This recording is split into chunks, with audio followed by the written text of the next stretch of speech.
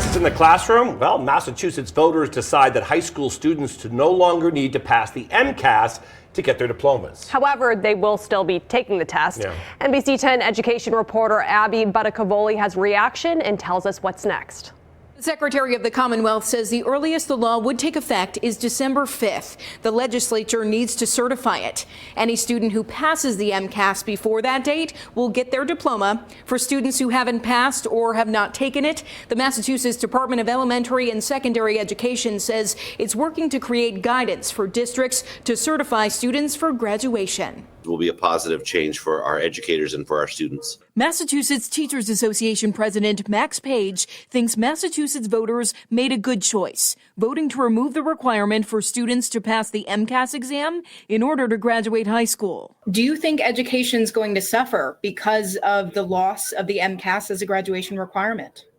No, quite the opposite. We have standards. We actually have the highest standards in the nation. Page believes there's something better than the MCAS. Let's explore what are called performance-based assessments, in-class assessments that have very rigorous ways of measuring them across classes and across districts so that we stay focused on real authentic learning and don't just set aside, in many schools, weeks devoted to these standardized tests. If you're teaching the standards regularly on a regular basis, there should be no reason for that kind of thing. And so we think the test has gotten a bum rap. Edward Lambert from the Massachusetts Business Alliance for Education is disappointed the ballot question passed. Do you think another test is the answer for another graduation requirement here in Massachusetts?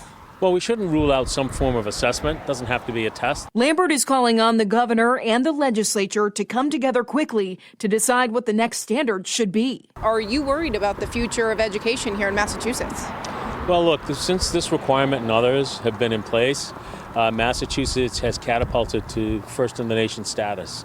I think that that's tenuous now. At New Bedford schools, nothing has changed immediately. The superintendent is neutral on the MCAS decision. Our research had shown that MCAS as a graduation requirement wasn't the most significant barrier to students. New York State made a similar move, no longer requiring its state regents exam for graduation after 2027. With Massachusetts and New York out, the remaining states with exam graduation requirements include Florida, Illinois, Louisiana, Texas, Virginia, and Wyoming. I'll continue to follow this story for you. For NBC 10 News, I'm Abby Buttacavoli.